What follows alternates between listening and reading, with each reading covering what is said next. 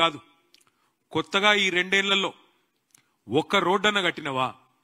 10 ఏళ్లలో మా ప్రభుత్వం దాదాపు 100 లింక్ రోడ్లు నిర్మాణం చేసింది. నువ్వు ఒక్క లింక్ రోడ్డు కానీ ఒక్క కొత్త రోడ్డు కానీ నిర్మాణం చేసినవా అని నేను అడుగుతా ఉన్నా. అసలు కొత్త రోడ్డు వేయడం దేవుడెరుగు. ఉన్న రోడ్లకు గుంతలు పడితే ఒక గుంతనన్న పూడ్చిందా నీ ప్రభుత్వం అని చెప్పి నేను అడుగుతా ఉన్నా. సీఎం అంటే జేబులో కత్తెర పెట్టుకొని మేం కట్టిన ఫ్లైఓవర్లకు రిబ్బన్లు కట్ చేయడం కాదు. సీఎం అంటే కటింగ్ మాస్టర్ కాదు, సీఎం అంటే చీఫ్ మినిస్టర్.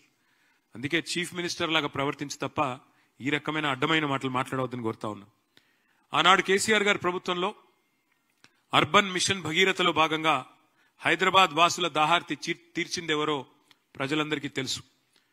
ఇవాళ నేను అడుగుతా ఉన్నా రేవంత్ రెడ్డి గారిని, మళ్ళీ మంచినీటి కష్టాలు తెచ్చి వాటర్ ట్యాంకర్ల మీద ఆధారపడే పరిస్థితి తెచ్చింది నీ కాంగ్రెస్ ప్రభుత్వం, అవునా కాదా? చర్చకు మీరు సిద్ధమా? కేసీఆర్ గారి నాయకత్వంలో 20,000 లీటర్లు ఫ్రీ వాటర్ ఇస్తే హైదరాబాద్ లో ఇవాళ వాటికి మీరు బిల్లులు ఇస్తున్న మాట వాస్తవమా కాదా? చర్చకు మీరు సిద్ధమా? హైదరాబాద్ లో ఈ శానిటేషన్ సమస్య అంటే చెత్త సమస్య పరిష్కారానికి కేసీఆర్ గారి నాయకత్వంలో స్వయంగా కేసీఆర్ గారు కూడా ఒక ఏరియా ఎంచుకొని ఆ ఏరియాకి తాను కూడా ముఖ్యమంత్రిగా బాధ్యత వహించి, అట్లాగే ప్రతి ఐఏఎస్ అధికారిని ఐపీఎస్ అధికారిని కూడా హైదరాబాద్ 400 భాగాలుగా విభజించి ఒక్కొక్క యూనిట్ కి ఒక్కొక్క ఐఏఎస్ ఐపీఎస్ అధికారిని నియమించి మంత్రిని, ఎమ్మెల్యేని, ఎంపీని, ఎమ్మెల్సీని అందరినీ బాధ్యులు చేసి తాను కూడా బాధ్యత తీసుకొని స్వచ్ఛ హైదరాబాద్ అనే కార్యక్రమానికి శ్రీకారం చుట్టి ఆనాడు వేల సంఖ్యలో స్వచ్ఛ ఆటోలు ప్రవేశపెట్టిన విషయం నీకు తెలియదా?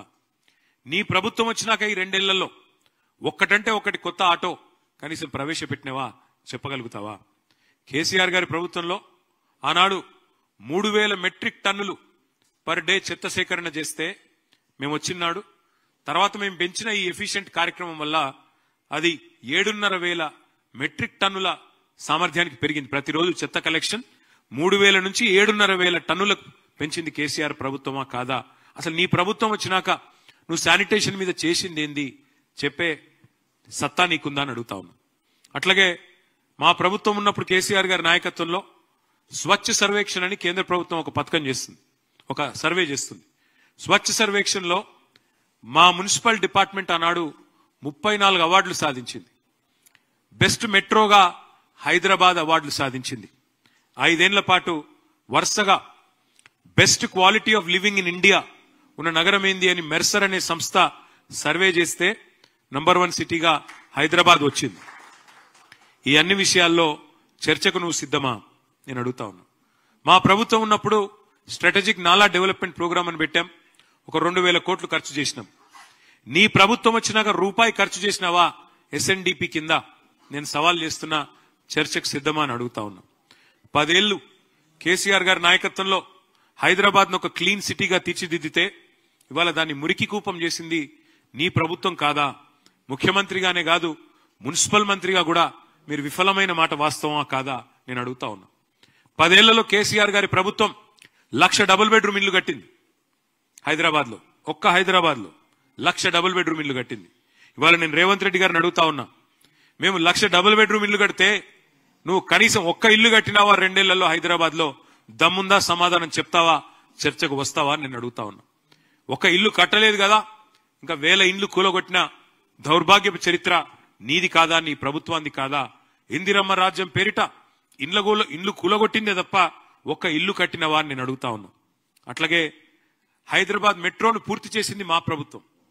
2017లోనే మొదటి దశ ఇనాగరేట్ చేసి 2021లో రెండో దశ ఇనాగరేట్ చేసి మొత్తం 70 కిలోమీటర్లకి మెట్రోను తీసుకొని పోయింది మా ప్రభుత్వం, కేసీఆర్ గారి ప్రభుత్వం. కానీ నువ్వేం చేసినావు? ఆ మెట్రో సీఎఫ్ఓని బెదిరించి, ఎల్ఎన్టీ సీఎఫ్ఓని బెదిరించి జైల్లో పెడతా అంటే ఇవాళ ఎల్ఎన్టీ వాళ్ళు పారిపోయే పరిస్థితి వచ్చింది. మెట్రో వదిలిపెట్టింది వాస్తవం కాదా? చర్చకు వస్తావా ఈ విషయంలో అని చెప్పి రేవంత్ రెడ్డి గారిని అడుగుతా ఉన్నా. ఒకనాడు కాంగ్రెస్ ప్రభుత్వం ఉన్నప్పుడు పవర్ హాలిడేలు పారిశ్రామికవేత్తలకు, వారానికి 2 నుంచి 3 రోజులు పవర్ హాలిడేలు. ఆ పరిస్థితి తీసేసి 24 గంటలు నాణ్యమైన కరెంట్ ఇచ్చింది కేసీఆర్ గారి ప్రభుత్వం. మొత్తం ఒక హైదరాబాద్ లోనే కాదు, రాష్ట్రంలోని అన్ని పట్టణాలు హైదరాబాద్ తో సహా అన్ని పల్లెలు ఎల్ఈడి దీపాలు పెట్టి, లక్షలాది ఎల్ఈడి లైట్లు పెట్టి మొత్తం తెలంగాణని దేదీప్యమానం చేసింది మా ప్రభుత్వమా కాదా? ఈ విషయంలో చర్చకు వస్తావా? ఈ 2 ఏళ్లలో నీ ప్రభుత్వం ఒక్క ఎల్ఈడి లైట్ అన్న ఎక్కడన్నా పెట్టిందా? చర్చకు వస్తావా రేవంత్ రెడ్డి అని నేను అడుగుతా ఉన్నా. ఆనాడు కరెంటు కోతలతో, జనరేటర్లతో, ఇన్వర్టర్లతో, కరెంటు కోతలతో ప్రజల బతుకుని అతలాకుతలం చేసింది నీ కాంగ్రెస్ పార్టీ. ఎవరి హయాంలో విద్యుత్ వెలుగులు కొనసాగినాయో, ఎవరి హయాంలో విద్యుత్ కోతలు, కరెంటు కష్టాలతో ఇబ్బంది పడ్డారో ఈ విషయంలో చర్చకు వస్తావా అని నేను అడుగుతా ఉన్నా. ఆనాడు కేసీఆర్ గారి ప్రభుత్వంలో కాంక్రీట్ జంగల్ గా మారిన హైదరాబాద్ లో 108 అర్బన్ లంగ్ స్పేస్లు, కొత్త అర్బన్ పార్కులు ఏర్పాటు చేసింది మా ప్రభుత్వం. ఇలా నీ ప్రభుత్వం వచ్చినాక కొత్తది ఒకటన్న కట్టినావా? కొత్తది ఒక్క పార్క్ అన్న కట్టినావా? నేను అడుగుతా ఉన్నా. అట్లాగే green city of the world, tree city of the world గా హైదరాబాద్ అవార్డులు అందుకున్నది కేసీఆర్ గారి నాయకత్వంలో. హైదరాబాద్ నగరం లోపల, ఓఆర్ఆర్ లోపల 147% గ్రీన్ కవర్ పెంచింది కేసీఆర్ ప్రభుత్వం. ప్రతి మున్సిపాలిటీలో ఒకటి కాదు, పలు నర్సరీలు పెట్టి, ప్రతి గ్రామంలో నర్సరీలు పెట్టి భారతదేశంలోనే అత్యధికంగా 16,000 నర్సరీలు ఉన్న రాష్ట్రం తెలంగాణ. కేసీఆర్ గారి నాయకత్వంలో నీ ప్రభుత్వం వచ్చినాక ఒక్క నర్సరీ పెట్టినావా? కొత్తగా చర్చకు వస్తావా? నేను అడుగుతా ఉన్నా. అట్లాగే అసలు కొత్త చెట్లు పెట్టడం కాదు, ఉన్న చెట్లను నరికేసి 10,000 కోట్లకు కకృతిబడి హైదరాబాద్ సెంట్రల్ యూనివర్సిటీలో అక్కడ ఉండే జీవ వైవిధ్యాన్ని విధ్వంసం చేసిన దుర్మార్గుడివి నువ్వు కాదా? హైదరాబాద్ సెంట్రల్ యూనివర్సిటీ విద్యార్థులు తిరగబడితే ఆఖరికి సుప్రీంకోర్టు చెప్పేదాకా నీకు బుద్ధిరాని మాట వాస్తవం కాదా రేవంత్ రెడ్డి అని నేను అడుగుతా ఉన్నా. ఐటీ ఎక్స్పోర్ట్లు మేము వచ్చినాడు 2014లో 57,000 కోట్లు, మేము దిగిపోయిన నాడు 2,41,000 కోట్లు. 3 లక్షలు ఉన్న ఉద్యోగాలను, ఐటీ ఉద్యోగాలని 9.5 లక్షలకు పెంచింది కేసీఆర్ గారి ప్రభుత్వం. 24,000 కొత్త కంపెనీలు తెచ్చాం, 24 లక్షల ఉద్యోగ అవకాశాలు సృష్టించాం. నువ్వెన్ని నిజమైన పెట్టుబడులు తెచ్చావో, నువ్వెన్ని పారిపోయేలాగా చేసినావో, నీ బాధ తట్టుకోలేక ఎంతమంది పారిశ్రామికవేత్తలు మీరు తలలకు తుపాకులు పెడుతుంటే పారిపోతున్నారో ఈ విషయంలో చర్చకు సిద్ధమా అని చెప్పి రేవంత్ రెడ్డిని నేను అడుగుతా ఉన్నా. కేసీఆర్ గారి నాయకత్వంలో ఇవాళ నువ్వు రోజు లేస్తే కూర్చుంటున్నా కమాండ్ కంట్రోల్ సెంటర్ కట్టి 10 లక్షల సీసీ కెమెరాలు పెట్టి హైదరాబాద్ లో one of the most safest cities గా తీర్చిదిద్దింది కేసీఆర్ గారి నాయకత్వం మా ప్రభుత్వంలో. మరి నువ్వు వచ్చిన తర్వాత ఇవాళ 41% క్రైమ్ రేటు సైబరాబాద్ లో పెరిగింది. హైదరాబాద్ కమిషనరేట్ పరిధిలో 60% పెరిగింది. నువ్వు వచ్చిన తర్వాత ఇవాళ డే లైట్ మర్డర్లు, డే లైట్ రాబరీలు, పారిశ్రామికవేత్తల తలకు తుపాకులు, ఇది అయిన మాట వాస్తవం కాదా? నీ ప్రభుత్వం ఎంత అధ్వానంగా ఉన్నదో, గన్ కల్చర్ ఇవాళ ఎంత పెరిగిందో నువ్వు వచ్చినాక ఈ విషయంలో చర్చకు వస్తావా? ఆఖరికి నీ ప్రభుత్వం ఎంత దిగజారిపోయింది అంటే, నువ్వు ముఖ్యమంత్రివి, నువ్వే హోంమంత్రివి, కానీ నీకు ఖబర్ లేదు. మహారాష్ట్రలోని ముంబై పోలీసులు వచ్చి హైదరాబాద్ లో ఉండే చెర్లపల్లిలో 12,000 కోట్ల డ్రగ్స్ పట్టుకున్నారంటే నువ్వు, నీ హోంమంత్రిత్వ శాఖ, నీ డీజీపీ ఏం చేస్తున్నారు? ఎంత అధ్వానంగా ఈ రాష్ట్రంలో శాంతి భద్రతల నిర్వహణ ఉంది, ఎంత విచ్చలవిడిగా డ్రగ్ కల్చర్ నీ గవర్నమెంట్ వచ్చినాక పెరిగింది. 12,000 కోట్ల డ్రగ్స్ దొరికినాయి చెర్లపల్లిలో అంటే దానికి నీకు బాధ్యత లేదా? నీకు సిగ్గు లేదా అని నేను అడుగుతా ఉన్నా. అదే హైదరాబాద్ 10 ఏళ్ల బీఆర్ఎస్ పాలనలో ఎట్లా సేఫ్ సిటీగా మారింది, నువ్వు ఎట్లా క్రైమ్ సిటీగా మార్చినామో తేల్చుకుందాం. చర్చ ఎప్పుడు పెడతావో పెట్టు. చెత్త సిటీగా ఎవరు చేసినారు, ఇప్పుడు చెత్త ఎవరిది, సత్తా ఎవరిదో తేల్చుకుందాం. చర్చకు రా. మనం ఎంతసేపు వ్యక్తిగత దూషణలు, తూకిత్తా అంటే మైకిత్తా కాదు. నువ్వు నిజాయితీ పరుడు అయితే చర్చకు రా.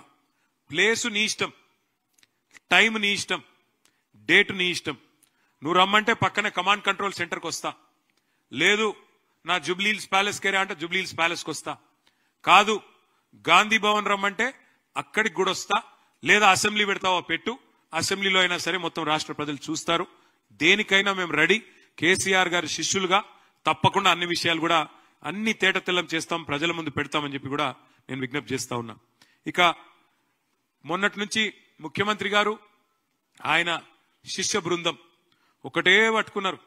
జూబ్లీహిల్స్ లేదో అభివృద్ధి కాలేదు, మేమేదో చేస్తాం, మాకు అవకాశం ఇవ్వండి అని ఉదరగొట్టే ఉపన్యాసాలు ఇస్తున్నారు.